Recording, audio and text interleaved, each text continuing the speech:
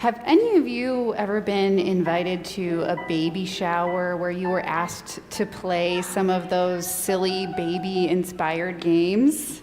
Have any of you had to do that?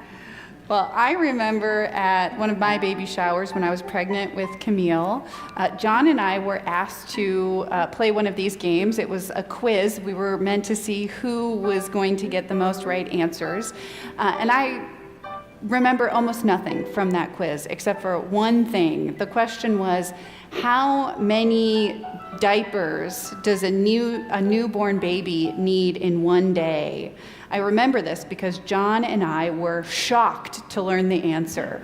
It was something like 10 to 12 diapers a day, and that meant that the pack of 50 or so diapers that we had was barely going to make one whole week.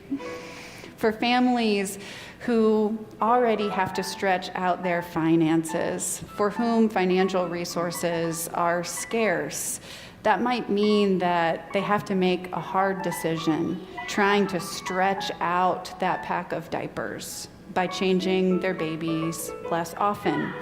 That is not good for the health and well-being of that baby. It's not a good decision that parents might have to make as they balance out all of the needs of their families. Parents bring their children into this world hoping that they will be able to care for them so that they will be healthy and well. But that kind of scarcity means that they are put in really challenging, that they have to face some really challenging decisions.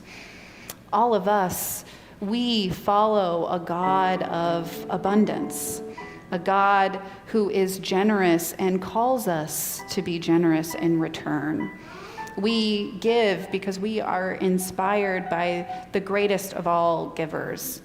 And so maybe this week, this month in September, that giving might take the form of bringing in diapers and lining them up into the breezeway so that we can share those with the families who come to Wilkes Community Partners for Children so that families won't have to make those hard decisions. Or maybe it looks like crafting and making something that can be sold at the Gifts That Help Others Christmas Bazaar, or giving your time if you're not a crafter. All of the proceeds for that from that bazaar will go to help support our Matthew 25 partner organizations who work every day to help alleviate the burden of poverty in our community. Or maybe it looks like bringing in pantry items for our free little food bank, just there all the time, so that people who just need a little extra today will be able to get it. Maybe it looks like placing something in our offering plates or the little white church in the narthex, or giving online, dropping something off to Julie in the office. There are so many ways that we can give the gifts of our lives, of our time, our talent, and our treasure, so that we can give inspired by the greatest of all givers with gratitude and thanksgiving.